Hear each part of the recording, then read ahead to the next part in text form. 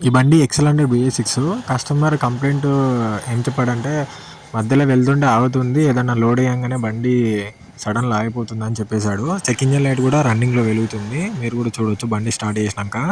So, ఈ problem ఏందని OBD స్కానర్‌తోని check చేసి చూస్తే 2 కోడ్‌లొచ్చాయి. 2 కోడ్‌లు కూడా సేమ్ ఆటో సెన్సార్ అని చూపిచ్చింది.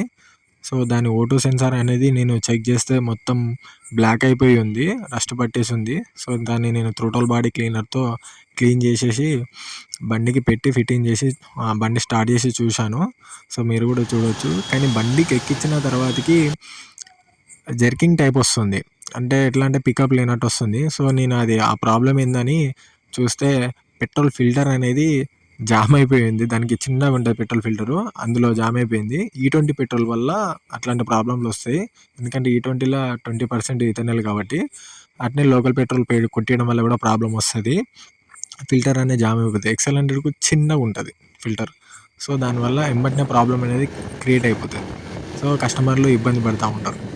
సో, నేను అన్నీ క్లియర్ చేసిన తర్వాతకి బండి ట్రయల్ ఎళ్లి చూస్తే సెట్ అయిపోయింది. బండి పికప్ కూడా బాగుంది. Thank you.